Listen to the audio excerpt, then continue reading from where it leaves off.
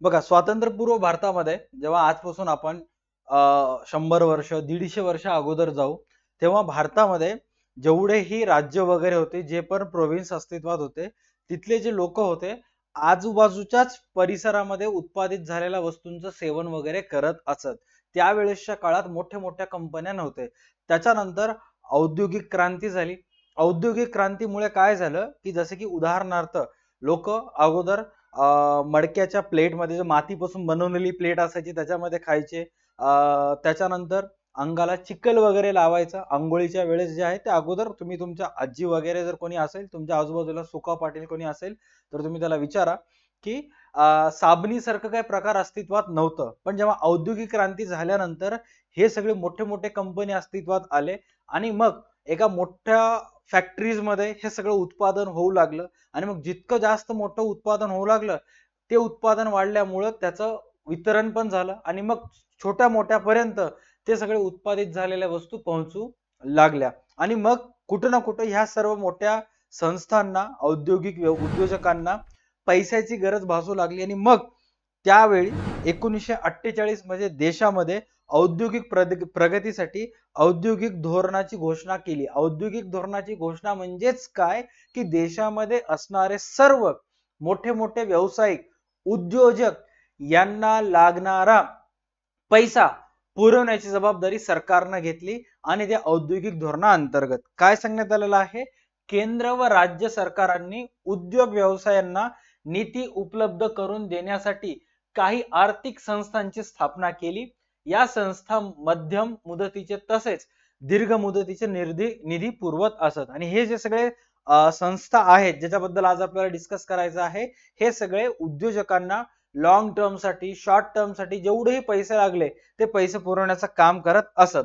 नवीन company तसेच इतर कंपन्यांसाठी अशा प्रकारच्या आर्थिक मदत उपयुक्त असते. जो व्यक्ती नवीन प्रमाणात येऊन नवीन पद्धतीनं आत्ता जस्ट व्यवसाय स्टार्ट करायला आहे, त्याला तर सगळ्यात जास्त पैशाची गरज वगैरे असते. त्याचबरोबर जे जुने आहेत त्यांना सुद्धा, इतर कंपन्यांना सुद्धा आर्थिक मदत उपयुक्त असते.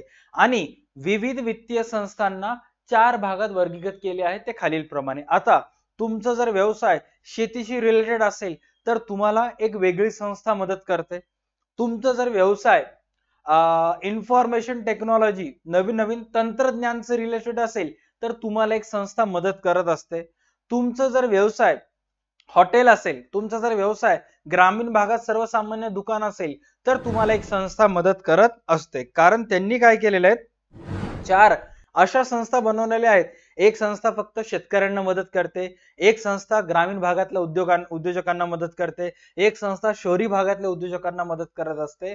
आणि हे संस्था फुकटमध्ये मदत करतात का? नाही. संस्थेला काही ना काही फायदा त्याच्यामधून होणारच आहे. बरं सर, या संस्थांजवळ का पैशाचं झाड आहे का, की हे संस्था सगळ्या उद्योजकांना पैसे द्यायला? नाही. सर्वसामान्य ग्राहकांकडून बचत म्हणून पैसे घ्यायचं, स्वतःजवळ ठेवायचं आणि मोठ्या मोठ्या संस्थांना कर्जाच्या स्वरूपात हे पैसे द्यायचं. म्हणजे एक हात से ले और दुसरे हात से दे. इकडून 4% इंटरेस्ट घ्यायचं, इकडे 2% इंटरेस्ट द्यायचं. अशा पद्धतीचं काम आहे. आता हे संस्था कोणते कोणते आहेत, काय काय नाही, हे आपल्याला आजच्या क्लासमध्ये डिस्कस करायचं. नमस्कार, मी प्रसाद सर, DHU अकॅडमीच्या 12वी चिटणीसाच्या कार्यपद्धतीच्या आणखी एका व्हिडिओमध्ये तुमच्यापैकी प्रत्येकांचं स्वागत करतोय. बघा, हे वित्तीय संस्था जे आहेत ते 4 विभागात विभागलेले आहेत. सर्वात पहिले विकास प्रणित बँका, दुसरा आहे वित्त संस्था, तिसरा आहे गुंतवणूक प्रणित बँका, चौथा आहे राज्यस्तरीय संस्था. सर्वात पहिले आपण फोकस करूयात विकास प्रणित बँकावर. आता हे विकास प्रणित बँका कोणते कोणते आहेत, ज्याच्यामध्ये सर्वात पहिला आहे IDBI, दुसरा आहे IFCI, तिसरा आहे ICICI, चौथा आहे SIDBI आणि पाचवा आहे IRBI. आता हे काय करतात, सोप्या भाषेत मी इथे सांगितलेलं आहे, तुमच्या पुस्तकात एक्सप्लेनेशन दिलेलं नाहीये.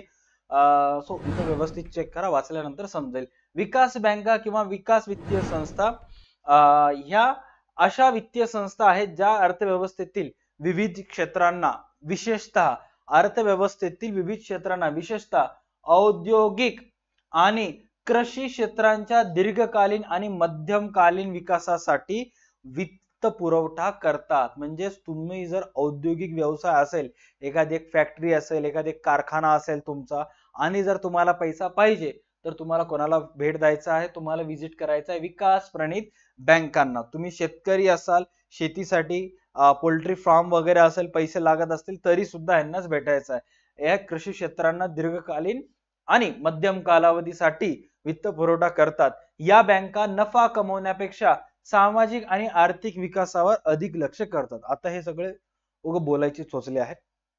प्रत्येक व्यावसायिक नफा कमवितो, जिथं प्रॉफिट नसेल तिथं भारतीय लोक थांबत सुद्धा नाहीत. ओके, हा, बट कुठं ना कुठं अदर बँकाकडून जर लोन घेतलं तर ते 8% घ्यायलेत, आमच्याकडून घेतलं 4%, तर मग हे स्वतःला काय समजून घेतात, नफा कमवण्यापेक्षा सामाजिक. Okay, done. त्याच्यानंतर काय सांगण्यात आलेलं आहे, सिंचन प्रणाली, शहरी पायाभूत सुविधा, जड उद्योगांसाठी भांडवल प्रधान, गुंतवणुकीसाठी निधी उपलब्ध करून देतात.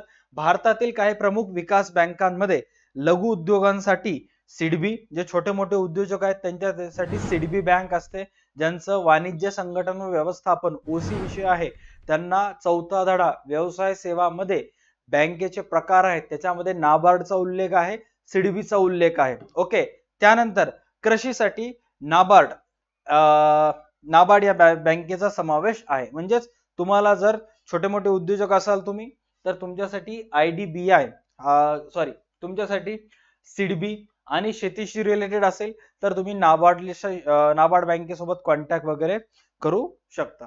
आता हे झालं सर्वात पहिले म्हणजेच विकास प्रणित बँक.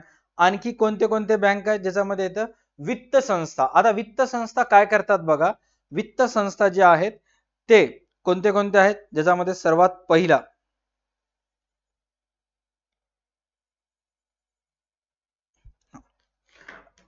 TFCI वित्त संस्थामध्ये सर्वात पहिला समावेश होतो TFCI चा, जो की इथे दिलेला आहे TFCI. आपण इथे सर्वात पहिला घेतला tourism financial corporation of India. आता ह्याचं काम काय करते, जर तुमचा व्यवसाय ट्रॅव्हल टुरिझमशी रिलेटेड असेल, लॉजिस्टिक्सशी रिलेटेड असेल, ट्रान्सपोर्टशी रिलेटेड असेल, तर तुम्हाला कॉन्टॅक्ट करायचा TFCI ला, tourism financial corporation of India. हे काय करते, ही संस्था भारताच्या पर्यटन क्षेत्राला वित्त पुरवठा करते. तसेच हॉस्पिटॅलिटी म्हणजे आदरातिथ्य, लॉजेस असेल, धर्मशाळा वगैरे असतील, त्याचबरोबर आरोग्य सेवा, हेल्थ केअर असेल, हॉस्पिटल असेल, शिक्षण, कॉलेजेस असतील, कोचिंग इन्स्टिट्यूशन असेल, उत्पादन, निवासी real estate, warehousing, logistic आणि अक्षय ऊर्जा यासारख्या क्षेत्रांनाही आर्थिक सहाय्य पुरवते. राईट, इथपर्यंत क्लिअर झालं. त्याच्यानंतर आहे RCTC. RCTC काय काम करत असते, ही तंत्रज्ञान व्यापारीकरणासाठी टेक्नॉलॉजी कमर्शियलायझेशन काम करणारी संस्था आहे.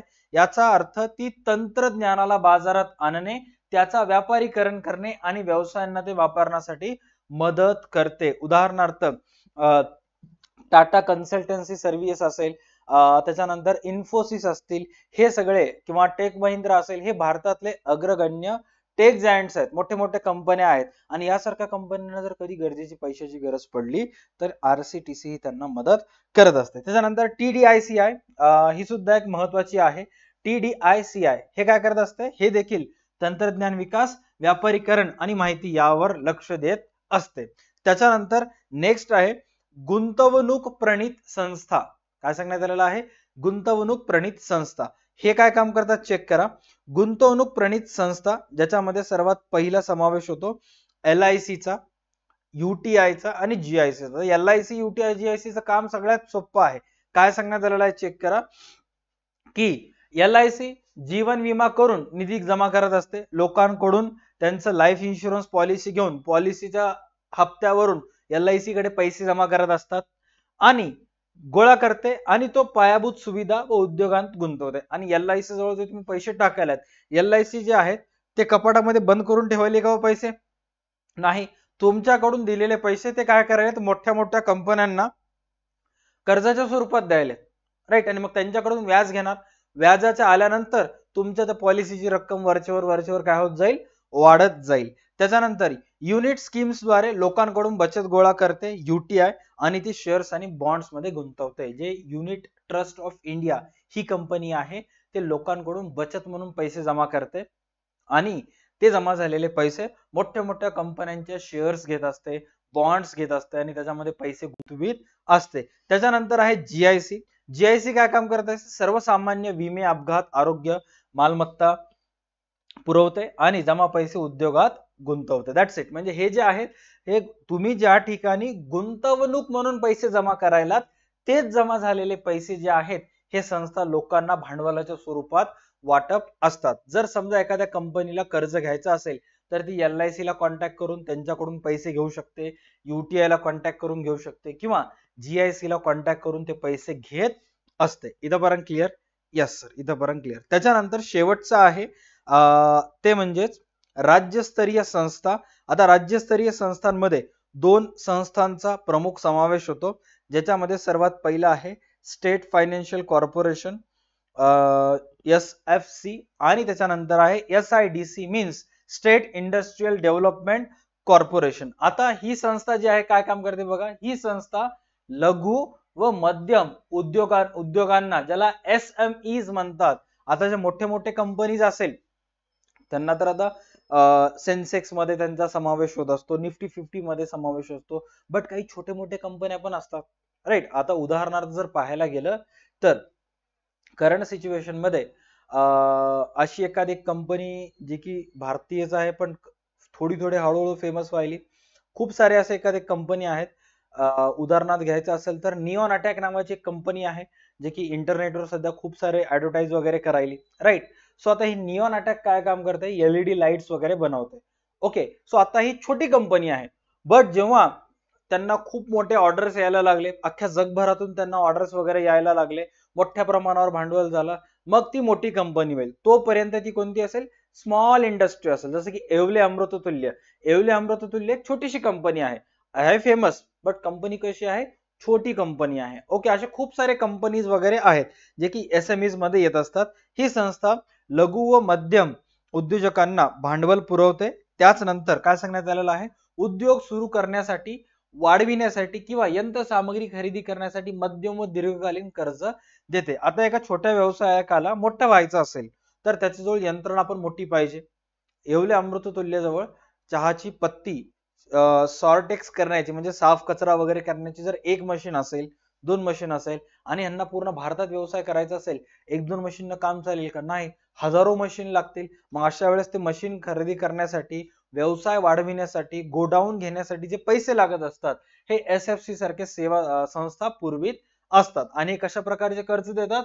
मध्यम व दीर्घकालीन. एखाद्या राज्यात छोटे छोटे उद्योग, टेक्सटाईल्स, मशिनरी, फूड प्रोसेसिंग सुरू व्हावेत यासाठी निधी पुरविते. एखाद्या राज्यामध्ये जर नसेल तर तिथे छोटे मोठे असे दुकान चालू व्हावे जेणेकरून तिथल्या नागरिकांना फायदा होईल, अशी सेवा सुविधा, अशासाठी पैसे SFC पुरवित असते.